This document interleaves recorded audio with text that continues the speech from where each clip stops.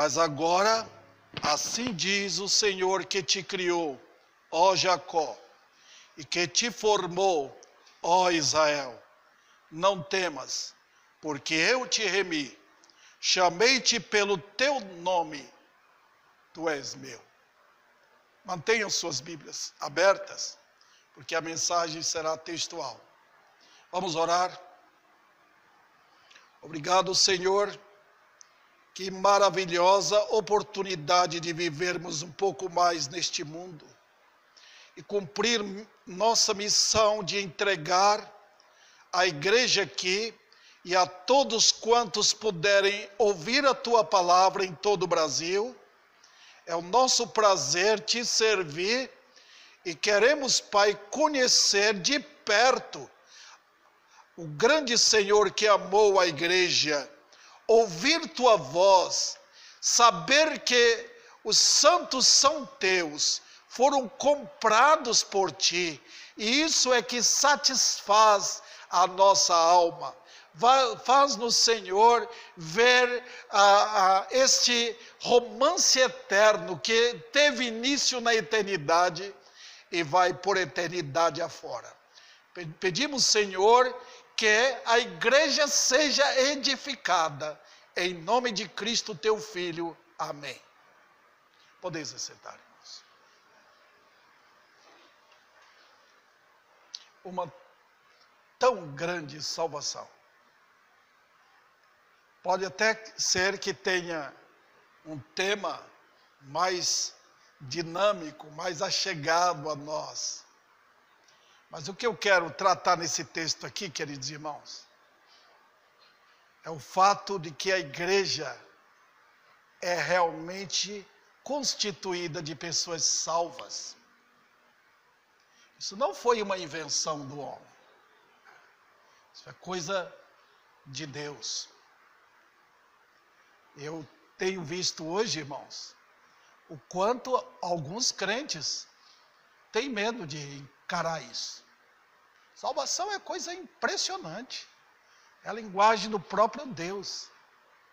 Se você tem dúvida que você é crente, você não vai testemunhar lá fora. Você vai ter medo. Os crentes têm que ter a língua bem afiada e a vida também para testemunhar. Porque foi uma obra feita por Deus. Eu tomo esse texto aqui, queridos irmãos, para mostrar como a salvação é um tema até poético. Nós gostamos de poesias, de romance, né? Mas Deus aqui tem uma linguagem romântica para o seu povo. Alguns podem até dizer, pastor, o senhor está pegando uma passagem da lei para tratar com a igreja. Tudo bem, eu sei que Isaías, o livro foi escrito no período da lei. Foi antes que Jesus viesse. Pelo menos 700 anos antes da vinda dele ao mundo. Mas sabe quem está falando no texto? Não é Isaías. Dá uma olhada, é o próprio Deus. É o próprio Senhor Jesus Cristo que está falando. Antes da encarnação dele, antes dele vir à terra para se tornar homem e morrer por nós. Então, sintonizem, irmãos. Está vendo? Eu acho que poucos crentes querem conhecer o seu Deus. Poucos. Poucos se interessam pela Bíblia. Não estão nem aí. Gostam de festas. Mas aqui está Deus falando. Isso aqui é coisa maravilhosa, irmãos. Imaginou você poder ouvir a voz do próprio Deus? Deixa eu explicar então a diferença entre a lei e a graça. Quando os irmãos olharem para Isaías e ver Deus falando com a nação de Israel, conforme vemos no capítulo 1, capítulo 2 e outras passagens no Velho Testamento, aqui Isaías, por exemplo, aí ele está falando na época da lei. Aí ele está falando na aliança da lei que ele fez com o povo de Israel. Mas aqui não. Aqui é uma linguagem divina. Os irmãos podem observar que Deus está falando diretamente com o povo dele. E no linguajar do Velho Testamento, quando Deus dirige ao povo eleito, ele chama de Israel. Está vendo o versículo? Mas agora, assim diz o Senhor que te criou, ó Jacó, e que te formou, ó Israel. Deus não vai mudar a linguagem. No Velho Testamento, a igreja é chamada de Israel, mas é a igreja. No Novo Testamento, é chamada de igreja.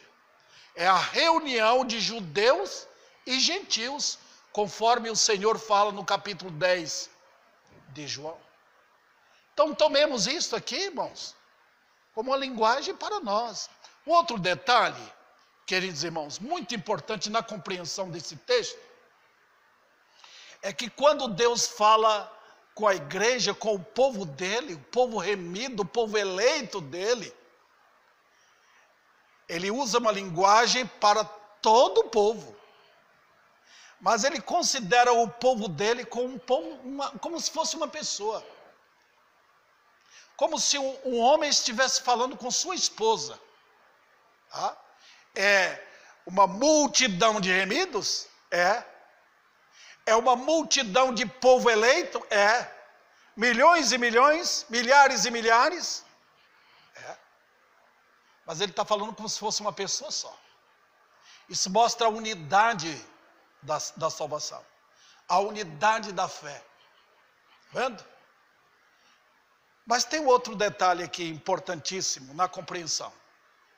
É que Deus está falando também individualmente. Quando ele fala com Israel, ele está falando com Davi. Ele está falando com você, irmã. Com você, meu irmão. Diretamente. Eu te amei. Então, quem tem ouvidos para ouvir, ouça. O problema é esse, nós estamos tão ocupados com o mundo, que a gente não para ouvir a voz de Deus. Mas é uma voz de romance. E todo crente deveria pegar isso, ouvir Deus falando, Ele diretamente falando comigo. Vamos pensar nisso? Então eu tenho 3 pontos aqui para serem tratados nesse texto. Primeiro nós vamos ver que para nossa tão grande salvação, houve uma imensa compra.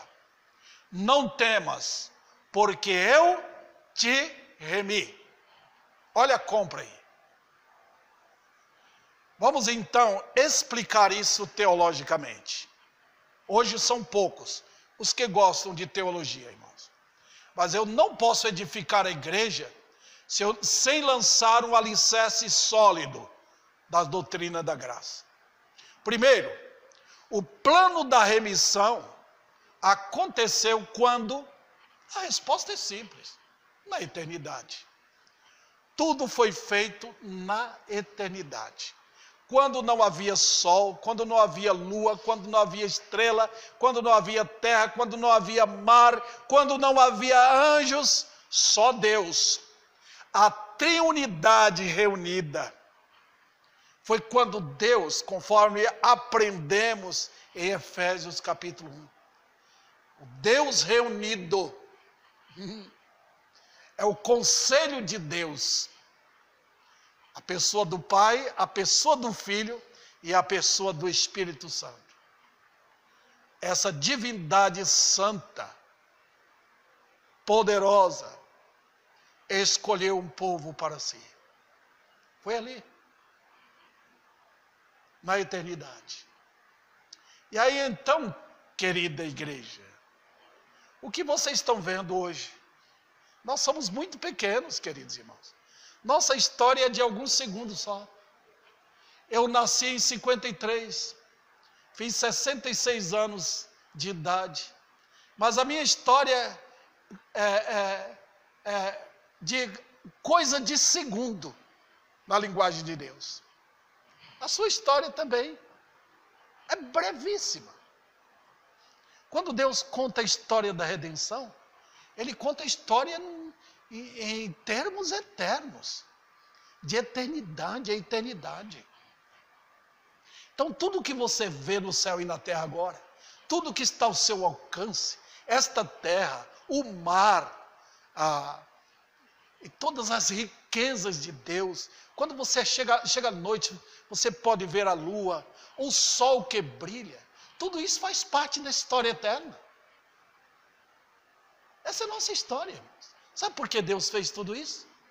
Porque Ele escolheu um povo, amou esse povo e veio resgatar esse povo. Outro detalhe, estou indo em palavras rápidas porque o tempo é curto. Mas notem, foi tudo isso desenhado no Velho Testamento. Quem não lê o Velho Testamento não vai conhecer a história da redenção. Porque tudo foi desenhado em história, em tipos, em símbolos. Quando você vê um judeu sacrificando uma ovelha, você vê a história da redenção. Quando você vê Moisés construindo o tabernáculo, é a história da redenção. Quando você vê o Deus tirando o povo do Egito para levar para a terra prometida, é a história da redenção. Quanto mais nós nos aprofundamos no Velho Testamento, querida igreja, nós podemos ver Jesus ali, o Cordeiro de Deus. Você vê a imagem em palavras, em símbolos, em tipologia, você vê Jesus Cristo. É maravilhosa a história. Até que Ele apareça no Novo Testamento. Outro detalhe, irmãos, a linguagem é do próprio Deus. Quando vocês lerem os profetas, prestem atenção que não são eles que estão falando. Eles são apenas porta-vozes de Deus. Não é Isaías falando aqui, é o próprio Deus. Aquele que se apresentou ao Pai para morrer em lugar do seu povo. Está vendo? Foi naquela reunião que ocorreu na eternidade que o Filho se apresentou ao Pai a fim de morrer. Se apresentou voluntariamente para morrer em meu lugar, para morrer em lugar de bilhões de crentes. Foi aquele também que se humilhou. Oh, que amor glorioso, como nós cantamos no nosso cantor. Preço tão grandioso. Ele se humilhou, irmãos. Não tem história de humilhação igual à história de Cristo. Não existe. Ele deixou a glória dele. O Deus que de nada precisa de nós. O Deus que é Deus independente de qualquer coisa que exista, que Ele tenha criado. Ele é Deus. Mesmo assim, Ele deixou sua glória, seu trono de glória, a alegria dele com o Pai e com o Espírito, esta comunhão da divindade.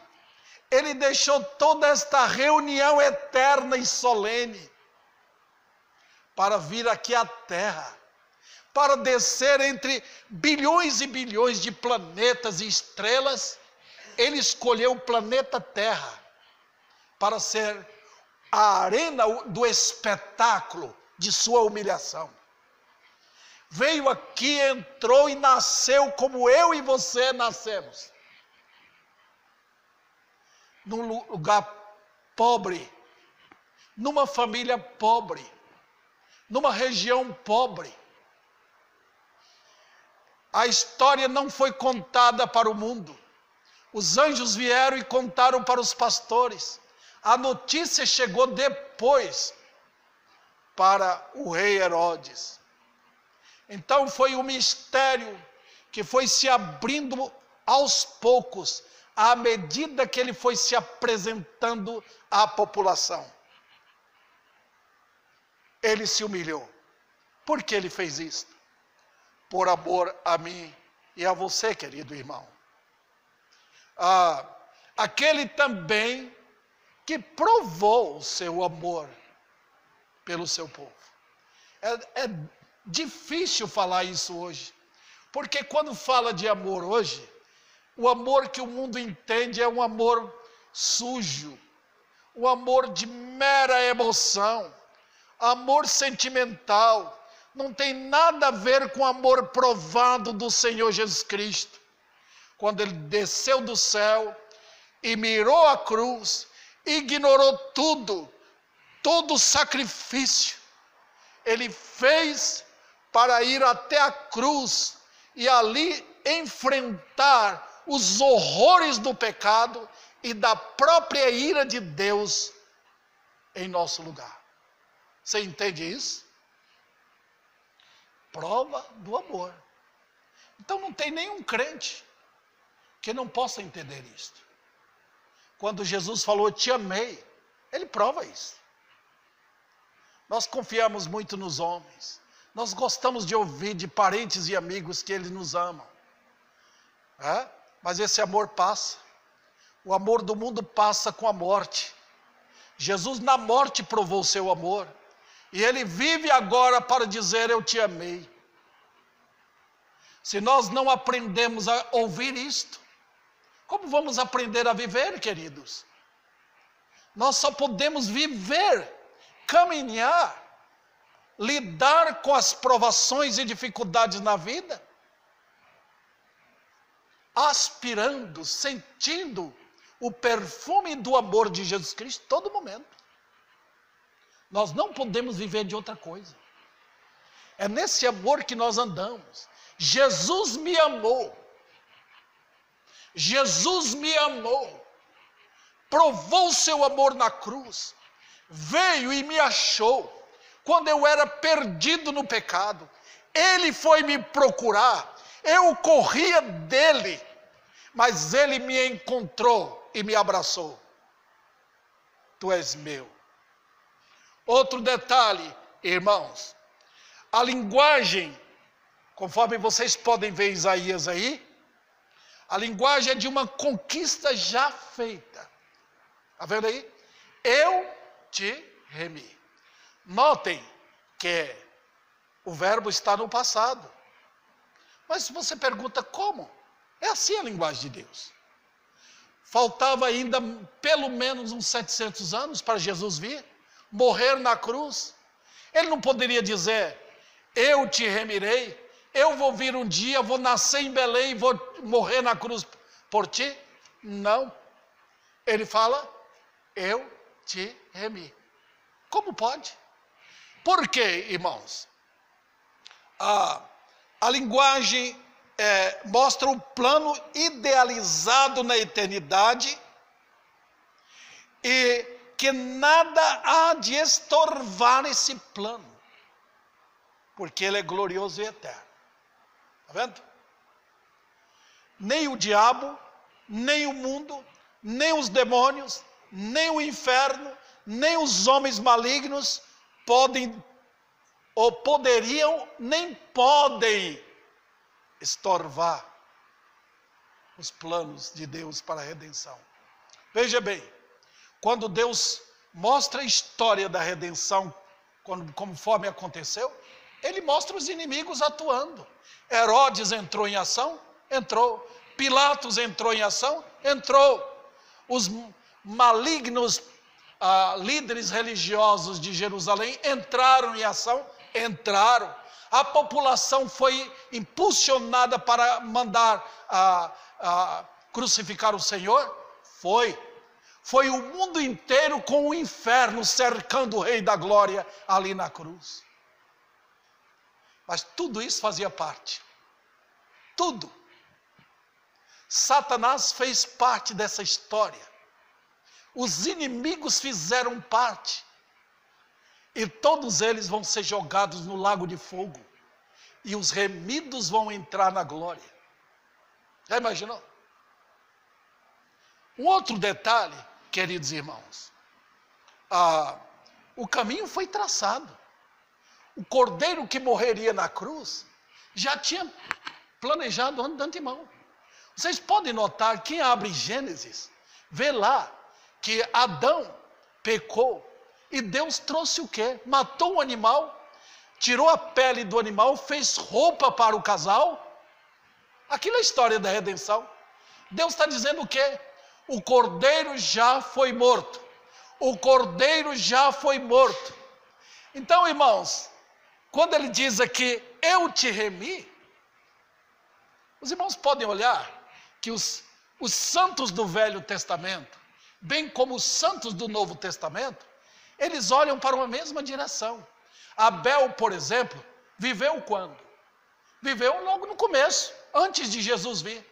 Mas ele, quando pegou o cordeiro, quando imolou o cordeiro para morrer em lugar dele, ele estava mirando pela fé o cordeiro preso ali na cruz. Impressionante, irmãos. Os santos sempre olham para o mesmo lugar. Os santos não olham para outra direção. Moisés foi salvo por quê? Ele mirou o cordeiro. Josué também, Davi também. Todos os remidos do Velho Testamento olharam para o futuro e puderam dizer pela fé, ele morreu em meu lugar. Conquista. Nós agora, os crentes, olhamos para o passado. Veja bem, aqui estão os crentes do Novo Testamento olhando para a cruz. E aqui estão os crentes do Velho Testamento olhando para a cruz. Todos mirando um só lugar. Ele morreu. Ele me remiu. Então, quando Jesus conta a história, diz, eu te remi. O preço já foi pago. Ninguém vai estragar isso. Podem ficar tranquilos. Ninguém vai estorvar os planos eternos. Tudo foi feito. Inimigos foram comprados para participarem disso. Judas foi comprado para isso. Pilatos também. Herodes também. Líderes perversos de Jerusalém foram comprados. O mundo gritaria, crucifica-o. Tudo fazia parte para que a redenção fosse feita. Ora, irmãos, nós olhamos a perversidade do mundo contra o Senhor. Nós olhamos como Pedro falou para a população, vocês mataram o Senhor da glória. Mas foi muito mais do que isso. O próprio Pai se voltou contra o Cordeiro, ali na cruz, em sua ira, desferindo seu golpe mortal contra o Filho, para que ele fosse sacrificado de uma forma justa e santa, a fim de salvar o seu povo. Então, queridos irmãos, nós temos 3 lições nesse aspecto aqui, que mostra a graça dessa redenção. Primeiro, poder de uma graça transbordante. Graça e graça e graça. Onde abundou o pecado, superabundou a graça. Se os meus pecados foram muitos, a graça cobriu tudo isso. Se os teus pecados foram terríveis, não importa, a graça atuou. Tem milhões e milhões de crentes que viveram em terríveis pecados, mas a graça operou. Segundo lugar, poder de um amor imbatível. Ninguém poderia superar ou estragar o plano eterno. Vários tentaram, até Pedro tentou impedir. Ninguém podia. As águas não poderiam apagar esse amor, conforme diz Cantares. Não, o amor de Jesus é tão profundo e tão alto, não tem como explicar a dimensão desse amor. E também, por fim aqui, certeza de um triunfo conquistado, que ele conquistou por nós. Vamos para a segunda lição. Uma tão grande conquista. O que diz aqui? Chamei-te pelo teu nome. O poder da remissão atrai o poder da conquista. Deixa eu explicar aqui de antemão, antes que eu possa entrar no assunto mais detalhado. Eu vejo várias pessoas, sentindo alegria pela história da eleição. Mas a nossa história não está firmada na eleição. Não está. Está na redenção. O sustentáculo, irmãos, da nossa fé não é a eleição. É a cruz. Se eu não entender a história da cruz, eu não entenderei a eleição. A cruz é um tipo de um farol que lança sua luz para o passado e me mostra o que aconteceu, bem como lança luz para o futuro. Então, se eu ficar mirando, Deus me elegeu, mas que base? O que eu tenho para dizer que eu fui eleito? Ele me elegeu. Não é história para mim. Não vai me firmar na verdade. Eu tenho que mirar a conquista da cruz e não a conquista da eleição. É ali que eu me baseio. Jesus morreu por mim, morreu na cruz para levar os meus terríveis pecados. Então, sim, eu posso assegurar que eu sou um eleito. Vamos então para este ponto. Primeiro, o poder da remissão atrai o poder da conquista. Se ele me remiu, ele vai me conquistar. Está vendo aqui? Ninguém impede isso.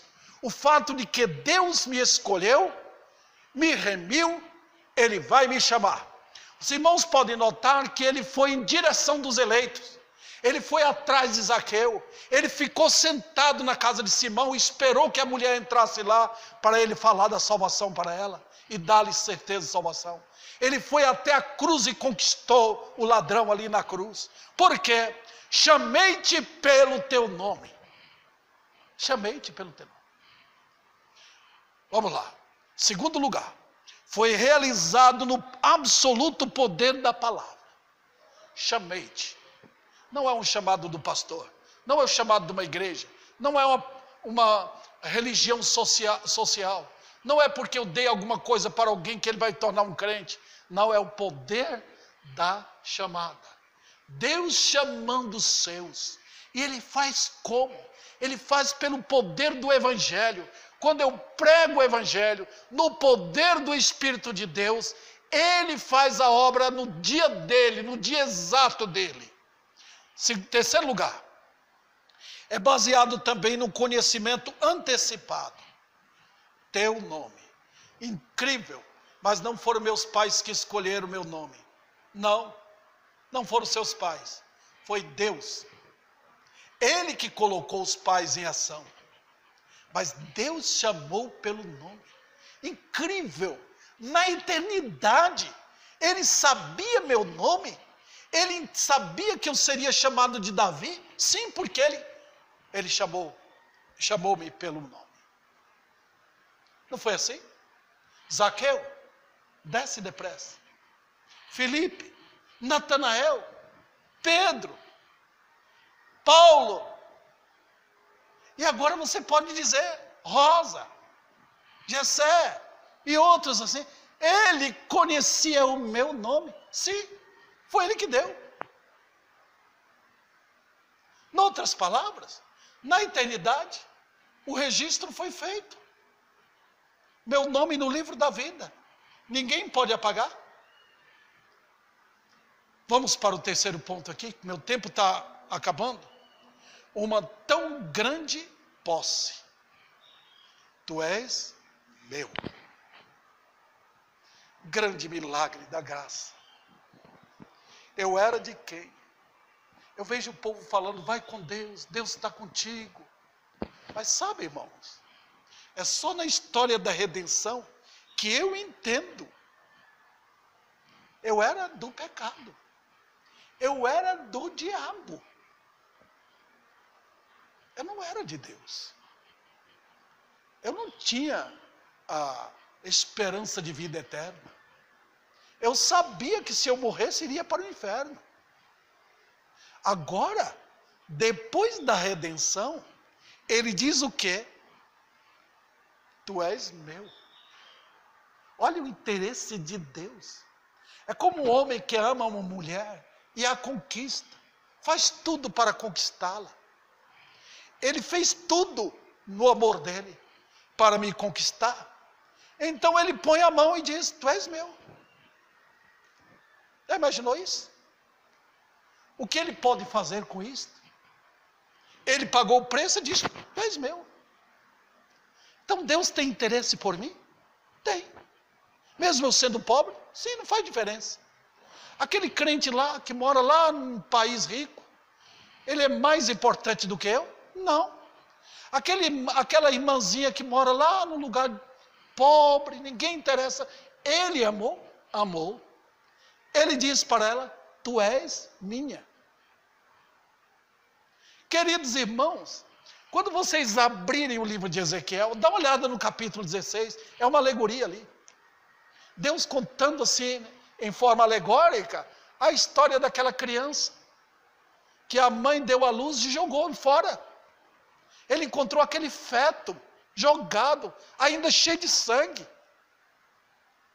Impressionante. Mas ele diz, eu peguei, levei, cuidei, limpei, protegi. Ela cresceu, tornou-se uma moça bonita. E aí eu tomei-a para ser minha esposa. Olha a linguagem de Deus. Quem eu era? Atirado no pecado, filho do diabo, debaixo da ira de Deus. E ele diz, agora tu és meu. Ele está dizendo, tu não és mais do diabo, nem debaixo da ira tu estás. Tu és meu porque eu te remi.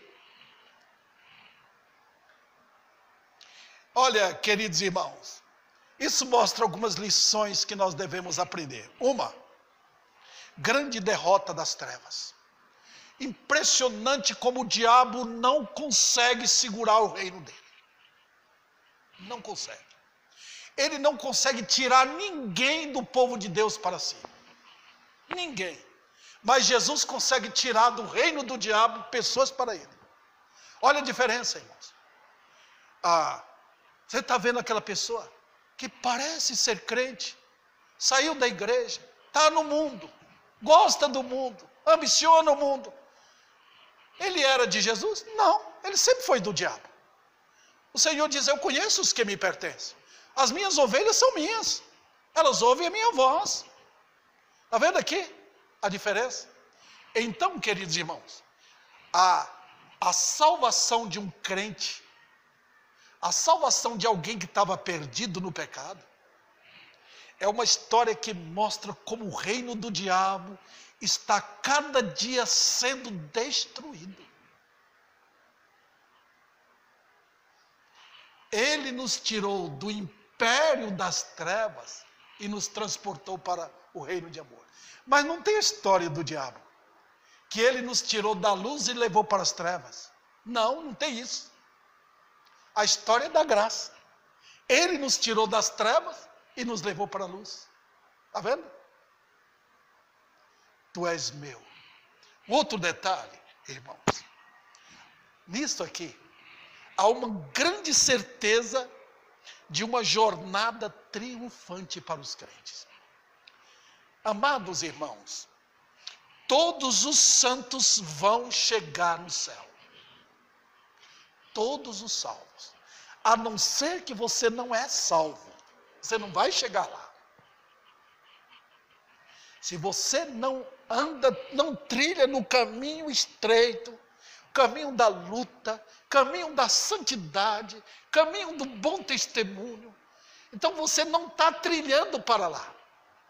Jesus diz o quê? Tu és meu. Então ninguém vai pôr o dedo nos santos sem permissão dele. Satanás não tocará no crente sem permissão de Deus. Ninguém vai estorvar os planos de Deus na vida de qualquer crente. Ninguém. Os santos chegarão-se lá, todos inteiros.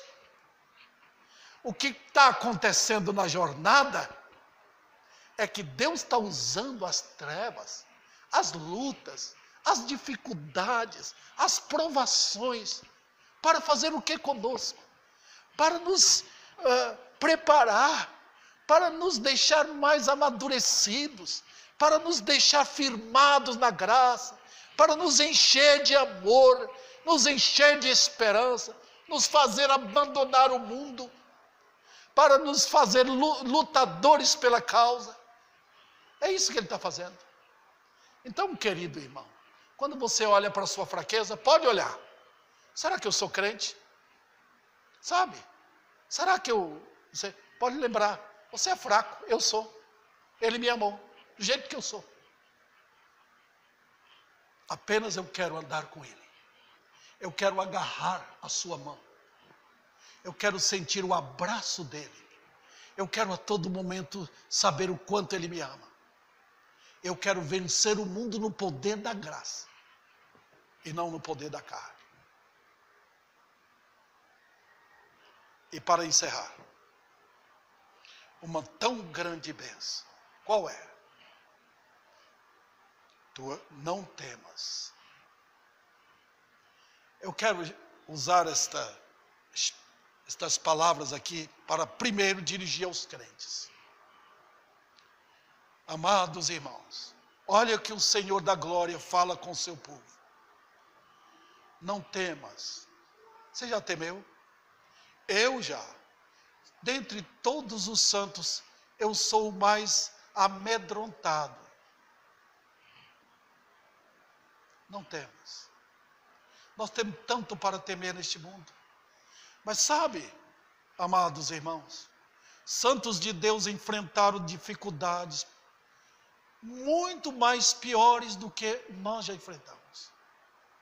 Santos de Deus sofreram amargamente perseguições, lutas, dificuldades no andar. Mas sabe, quando o fogo vem, quando as provas vêm, quando os perigos nos cercam, essas coisas vão determinar se somos crentes ou não. Quem foge, some do mapa, por assim dizer, volta ao mundo, é porque não era do Senhor. Mas os santos são experimentados. E sabe de uma coisa? Não tema. Não tema o mundo. O mundo é o mundo. Não vai mudar. É um mundo terrível. Um mundo cheio de aparato, de mentira, de engano, de sedução, de pecado, de miséria, de mentiras religiosas. Não temas. Olhe para a palavra de Deus, olhe para a cruz, segure no seu mestre, abrace em comunhão com Ele. Não tema o diabo, ele não pode, ele vem como fera contra a gente, vem, não temas. Não teme as lutas e provações, virão sim. Se você não for provado, é porque não é crente. Se você não for disciplinado, é porque não é crente. Não é. Os crentes enfrentam mesmo. Não temas. Tema o Senhor. O teu refúgio é Ele. Torre forte é o nome do Senhor. Corra como coelhinho para esse refúgio. Nós temos gaviões, abutres por todo lado, querendo nos pegar. Satanás tem ódio de você porque você ama a Bíblia, porque você ama a santidade de vida. Satanás tem ódio. Não temas. Corra para o abrigo certo, que é o Senhor. E para finalizar, eu dirijo aos pecadores. Toda a minha mensagem eu me dirijo aos que não são salvos. Eu quero dirigir aos que buscam a salvação. Meu maior prazer será ver os feitos grandes do Senhor e salvar almas.